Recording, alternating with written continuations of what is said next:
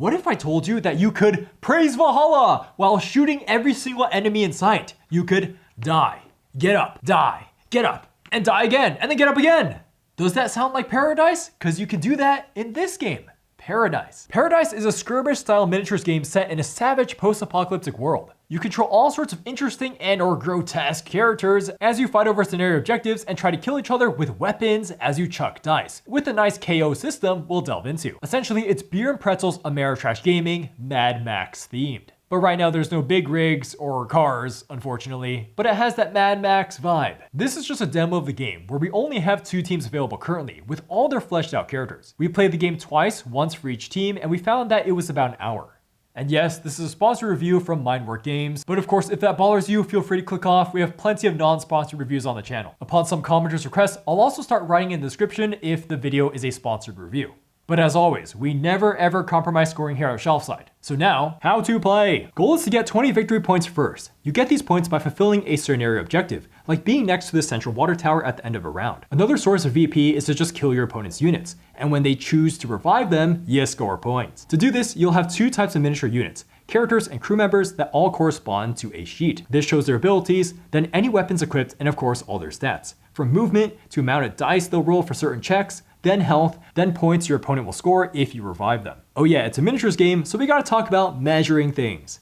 You have 1, 2, and 3 range to measure. So to move 1 distance, you touch that ruler to your base and stop the mini anywhere amongst the ruler. Could be at the end, could be in the middle. For attacking with range, like if you have a gun equipped, you can just attack anything within your range. If someone is behind cover and gets shot at where the cover is blocking the shot, the defender gets +2 die to their defense roll. Now that you understand range, for a turn, first you trigger one of your characters that hasn't gone yet. Then you perform 2 actions. You can move, just move up to your character's move, or you can focus, which is adding 2 dice for that turn's attack. Lastly, you can attack. Sometimes your ability or weapon will enhance your attack, like adding more dice. Let's add them up. Melee attack plus weapon bonus, so we roll 6 dice. Then the defender has no bonuses, so just rolls their defensive stat. Add up the successes, yes, this symbol gives double, and the difference in attack versus defense is how much damage the defender takes. Both players will also have cards in their hand they drafted pre-game, and these abilities will modify things like letting players reroll dice, or letting them spring a trap on a moving opponent. Once all your units have gone, that's the end of the round. See who has minis close to the scenario objectives, see who has more minis there, score the points, then at the start of the next round, revive characters if you want, if they're down. Keep going until someone hits 20 VP. Pros! Component pros, and these miniatures are cool. Now, this is a prototype, and they sent me these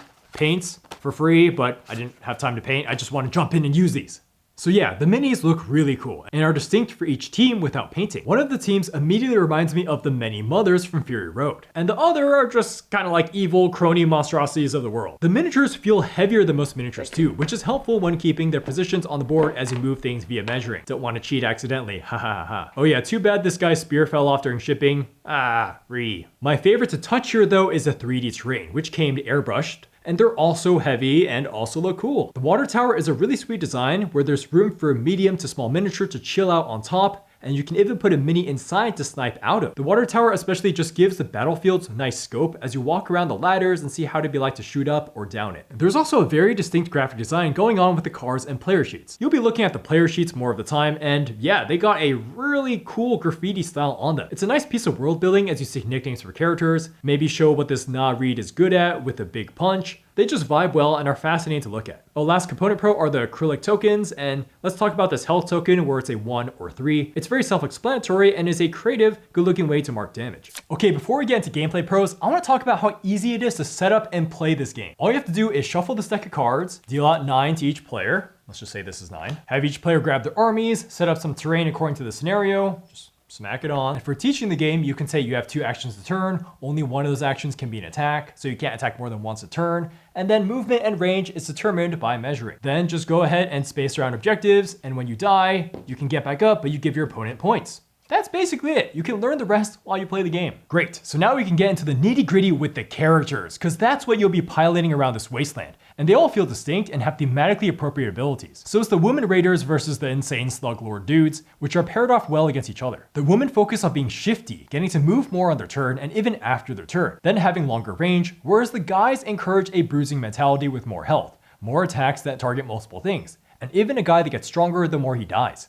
So now onto the specifics that are cool. Mobility comes in with Cass, who zooms around on a motorbike, getting to move 3 distance in a single move, which means that she can go across the whole map in 1 turn by double moving. And she can chain and whip up others close to her to move them 1 distance. Where she is best is to have her drive in to do killing blows, because when an opponent stands up next to her, they have to give you 1 more point. Then there's the Sniper Alva, which forces opponents to move next to her to trigger a trap, so they take damage. But I think Kura Rust is much more of a sniper who has 3 range. Again, 3 range is insane in this game. And also when she attacks, she can attack again with the assault weapon if she rolls a hazard. Then when someone goes to melee attack her, she can just jump into cover, now getting benefits from new cover during that attack. Now to the bulky, hulky green team. Habram cannot be moved by those silly pushing and pulling attacks from the other team. Oh, and then he can move voluntarily after an attack. He also has 8 health, which is almost double most of the other team's health. He's all about multi-attacks, where he melee targets every enemy next to him, and his range attack is launching this grenade to make everything there burn. This team also has its slow tank, which is Nutsa Relic. He's really putting the slug in the slug lords, and he just moves 1 movement, but he gets to take 3 actions. So you can move, attack, and then move back. Okay, I don't want to just keep talking about all the characters because there's 8 of them in this box. There is 4 for each team. But let's talk about this green team trump card, Jericho. I mean, Mad Jericho. Look at that. He's mad, mad, mad, mad, mad. He's mad. This is the guy I had in mind when I say that you scream Valhalla at the top of your lungs and just shoot everything, and then you can die, and then get up and die. I live, I die, I die, I live. I get up. I live, I die, I live, I die, I live again. That's what it was. And when he dies and gets up, he gets stronger, a +1/+1 to 2 crucial stats. So it's totally feasible to have him die deep in enemy lines, then stand him up. Then he can use his disgusting blind fury to pistol attack every single enemy within 2 spaces of him. And if they're within 1 space, you add 2 to the roll. So you can easily roll 8 dice against the enemy's whole team. Oh yeah, 8 dice. You can easily roll 8 dice in this game, so that gets us into the dice rolling system in this game. For a miniatures game where you're constantly rolling dice, the way they handled it was quite good. Each die has 1 double success, which is easy to see, then blanks and hazards and successes. So the chance that you might get an awesome roll with double successes is always live. So there's always a possibility you can get what you want. Attacking and defending both have the same dice. It does a good job of making you giddy in rolling more dice because let's say you added 2 more dice by focusing. Well, each of those 2 dice could be a double, so you might have added 4 more damage to your roll. You might have. Then you can use all sorts of abilities that modify your hazards into something positive. So then again, the more dice you roll, the more hazards you might roll, so it's a really intuitive, more dice, better. The next gameplay pro has to do with the cool positioning ideas.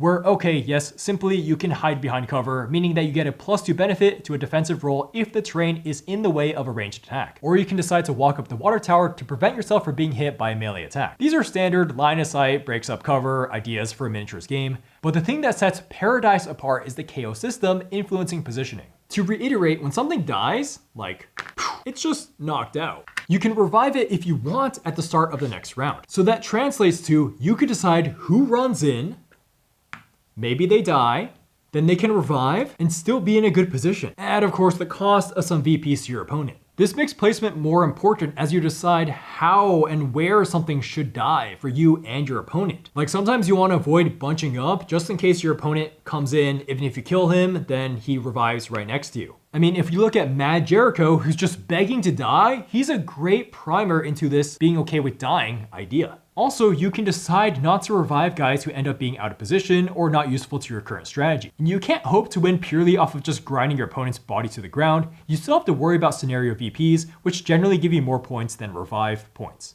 So good, the scenarios matter, and the game doesn't feel like an utter slugfest. It's like when you get to the end game and people are close to 20 points, you really have to be careful about what you revive. It's a nice trade-off of, if I revive this guy, I'll give away free points, so I might have to work extra hard to get objectives, but I'll have an extra turn and body on the board. Lastly, the KO system allows for some slight mind games as you combine maybe purposefully killing off units with cards you may have hidden in your hand as you do draft cards at the beginning of the game.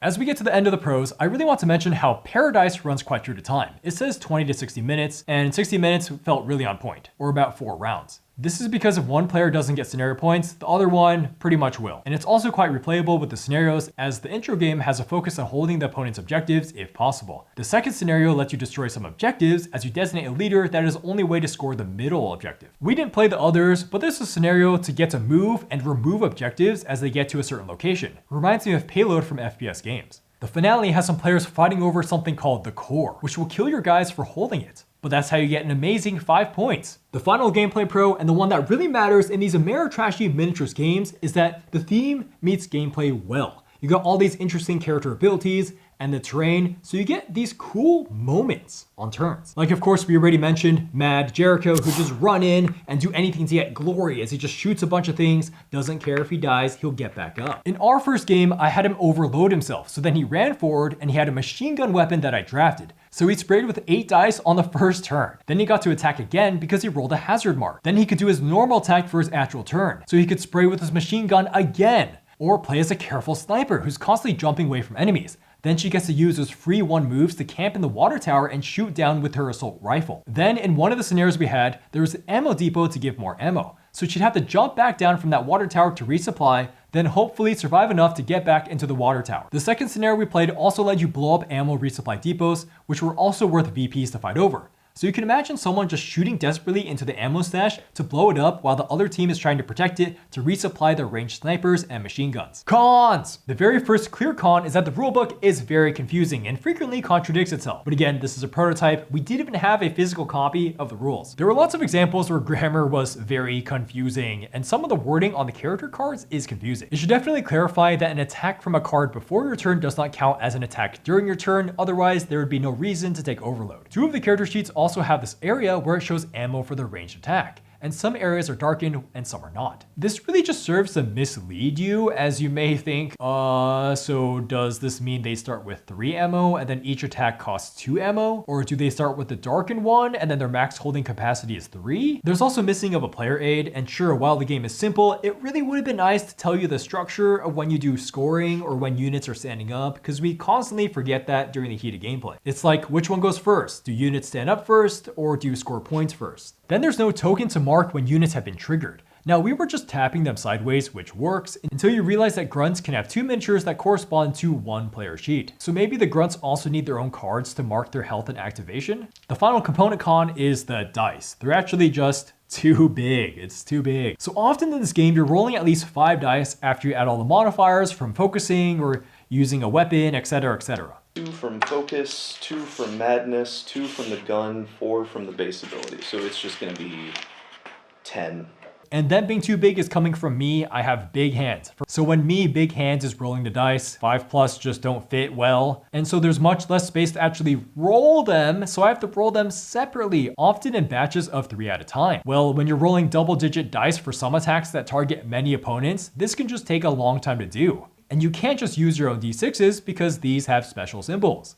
So just shrink the dice by at least half, bam, easy fix. Gameplay cons, and the first is this card, Perfect Timing. This card is just way too good. Basically, if both players have at least 3 points, then both players jump up by 3 points. Well, if you're ahead at any point of the game and are at, say, 17+ points, while your opponent is below 17 points, you can just play this and instantly win because you just hit 20 points. That was easy. We really think this card should just be removed from the game. It doesn't really allow for any interesting counterplay and is just a win more suddenly card. There's another card, Bullet Dodger, which just isn't strong enough, where it only blocks 2 damage from an attack. Well, compare that to a card that will heal 4 health from someone. So if the power level is healing 4 without your opponent having to do something, surely blocking a specific opponent's action should be 5 or 6? So now let's talk about some more gameplay cons with heroes. So for the most part, the heroes are fine, and again, this is a lighthearted ameritrash game with so much RNG that we can't really harp on balance too much. So yeah, we could go on and on about Mad Jericho being a little too strong, but that's okay. We want to focus on someone that's too weak, so that he's just not very fun to use, to play as, and that is W. Strauss. He has a cool idea of being a drug lord, but he's actually not good in any way. The idea is that he's a slug boss who is just fueling his crew members with drugs. All he does in that is that they just get passively stronger next to him. W. Strauss himself has a mediocre attack and no range, so he's supposed to just keep moving up and having his crew members protect him. So just give him more to do with the drugs, like have him take an action to give his crew members more attack but then take damage, like a stim pack. Or give his crew members an extra action, or let them move faster. Again, we're not too concerned about balance, he just needs to be interesting to pilot. The final gameplay con is the first player system, which feels certainly a little bit off. To first establish things, like all miniatures games, Paradise is a bit snowbally.